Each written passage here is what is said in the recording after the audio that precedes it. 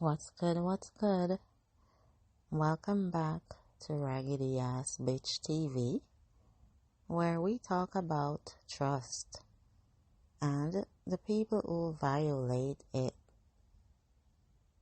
I'm your host. Today we're talking about something that has ended friendships, blown up relationships, cost people their jobs, and in some cases put people in genuine danger. We are talking about screenshotting private conversations and sharing them. And I want to be upfront. This is not a simple topic. There are situations where sharing a private conversation is absolutely the right thing to do. There are situations where it's a massive, unforgivable betrayal. And there's a whole messy middle ground that we need to talk through. So, let's get into all of it. The when, the why, the what it does to the person on the other end, and how to figure out where the line is. Okay, I want to start by establishing that not all screenshotting is the same, because I think people either treat this like it's always fine or always terrible, and the truth is way more complicated. Tier 1, completely justified. You screenshot a conversation because someone threatened you. Someone said something abusive. Someone is harassing you. Someone committed a crime and you have evidence. Someone is lying about what they said and you have proof. In all of these cases, that's not a betrayal. That's self-protection. That's documentation. Keep those screenshots. Organize them by date. Send them to whoever needs to see them. Tier 2, situationally justified. You screenshot something wild because you need a second opinion. Something happened in a conversation and you genuinely don't know if you're overreacting or if this person is actually being unreasonable. So you send it to one trusted person. You ask their opinion. You're not posting it online.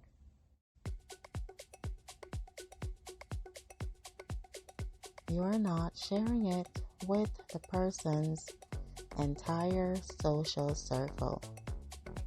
You're just trying to get a read on the situation. This one I think is forgivable. A lot of us have done it. But even here, context matters. Even here, who you're sending it to and what you say about it matters. Tier 3, where it gets raggedy. You screenshot something private, something vulnerable, something personal that someone shared with you in confidence, and you share it for entertainment, for drama, to make someone look bad, to prove a point in an argument that doesn't even involve the person you screenshotted, to post in a group chat where 10 people who have never met this person can now form opinions about them based on words they said in what they thought was a private moment. Tier 4. Unforgivable. You screenshot an intimate conversation, something sexual, something deeply personal, something that could destroy someone's reputation or put them in danger, and you share it publicly. You post it online. You send it to their employer. You send it to their family. This is not just a trust violation. In many cases, this is illegal. And in every case, it is a profound act of cruelty. We are living in what I call receipt culture, and I want to talk about what that has done to how we communicate. We have been trained by social media, by call-out culture, by drama channels, by the concept of holding people accountable, to document everything, to save everything, to treat every conversation as potential evidence in a future case that we might need to build against someone. And there's a version of that which is completely understandable, especially for women who have been gaslit, especially for people who have been told, "I never said that," when they know they have the receipts to prove otherwise. Documentation can be protection. But receipt culture has also created something ugly. It's created people who scroll back through months of conversations looking for something they can use, who screenshot things out of context to make someone look like a villain, who take a moment where someone was venting or scared or being vulnerable and archive it as ammunition. And here's what that does. It makes people afraid to be honest in private. If you know that anything you say might end up in a screenshot, you stop saying what you actually mean. You start performing even in your private conversations. You become guarded, careful, curated, even in spaces that were supposed to be safe. That's a profound loss. The loss of safe space to be human. Now, let me tell you about a specific type that I want to address directly.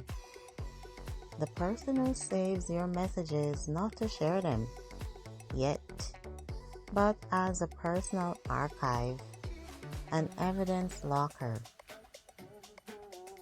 You've met this person. Maybe you've dated this person. You are in an argument, and out of nowhere, they pull up something you said 8 months ago. Exact date, exact time, the whole context loaded and ready.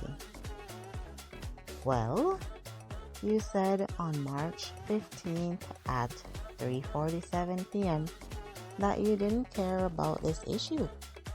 So clearly you've been lying. And you're just standing there like, why do you have that saved? Why are you running a personal investigation into our relationship? Are you my friend or my lawyer? The thing about this behavior is that it fundamentally changes the nature of the relationship. Because in a healthy relationship, conversations are allowed to be messy. You're allowed to say something in the heat of the moment, that you later clarify or take back. You're allowed to change your mind. You're allowed to be inconsistent because you are a human being, and human beings are inconsistent. But when someone is archiving your words, you no longer have room to be a human. Everything you say becomes a permanent record. Every vulnerable moment is a liability. Every time you expressed fear or insecurity or confusion, that's now in the file. That is not a relationship. That is a deposition. And the reason people do this, the reason they build these archives, is usually because they don't trust you, or because they've been hurt before and this is how they protect themselves, or because they know on some level that the relationship is going to end badly and they are already preparing for the fallout. None of those reasons make it okay, but understanding the reason can help you figure out whether this is a relationship worth staying in. I want to talk about something called context collapse, because I think it explains why sharing screenshots is so much more damaging than it might seem in the moment. Context collapse is what happens when something said in one context for one audience with a specific set of shared understandings gets taken out of that context and shown to be a completely different audience that doesn't have those understandings. When you say something to a friend in a text message, you're saying it with a whole background of context. That person knows your sense of humor. They know your history. They know what you've been going through. They know that when you say, "I want to kill him," you don't mean you actually want to kill anyone. They understand the hyperbole. They understand what you actually mean. But when that text gets screenshotted and shared with strangers, all of that context is gone. All they see is the words. And the words, stripped of everything else, can mean something completely different from what you actually meant. This is why screenshots are used so effectively to destroy reputations. Because you take something out of its context, strip away all the nuance, present it to an audience that already wants to believe the worst about you, and now you're a monster based on 3 sentences from a conversation that had 40 more sentences explaining them. And the person who can stand back and say, "I just shared what they said," as if the context didn't matter, as if the framing didn't matter, as if the audience they chose to share it with didn't matter. It all matters. The context is the truth. Without it, you're not sharing what someone said. You're creating a version of them that you can control. Now, I want to talk directly to anyone who has been on the receiving end of this, because finding out that your private words have been shared is a specific kind of violation that is hard to describe to someone who hasn't experienced it. It's not just embarrassment. It's not just anger, it's a fundamental destabilization of your sense of where you're safe. Because if that conversation wasn't safe, what is? Who can you talk to? Who can you be real with? If the things you said in private are now public, can you ever be fully honest with anyone again? I want to say something clearly. What happened to you was a violation. Full stop. It doesn't matter what you said in that conversation. It doesn't matter if it was embarrassing or unflattering or something you wish you hadn't said. The person who shared it chose to betray your trust. That is their failure, not yours. You are allowed to be angry. You are allowed to never trust that person again.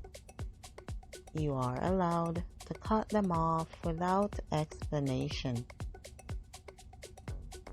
Without a long conversation, without giving them a chance to explain themselves. Trust, once broken that way, does not have to be offered again. And if the screenshot was shared publicly, if it went online, if it reached your workplace, your family, people you don't know, document everything. Keep records. Depending on what was shared and how, you may have legal options. In many states, sharing certain types of private messages or images without consent is illegal. Look into it. Don't just accept it as something that happened to you with no recourse. Here's where I land on this. Before you screenshot and share something someone told you in private, ask yourself 2 questions. 1. Is this mine to share? 2. Would I be okay if someone did this to me? If the answer to either of those is no, don't do it. It's that simple. The fact that you have the ability to share it doesn't mean you have the right. And if you've had your private words shared without your consent, I'm sorry. That's a real violation, and your feelings about it are valid. Protect yourself. Decide who gets access to the real you going forward. And know that the person who did it revealed something important about themselves, not about you. Private means private. That's not a complicated rule. Honor it. This has been Raggedy Ass Bitch TV. Unfiltered, unpaid, unbought. Next episode, people who use "I'm just being honest" as an excuse to be mean. Get ready. Until then, stay raggedy, stay trustworthy. I'm out.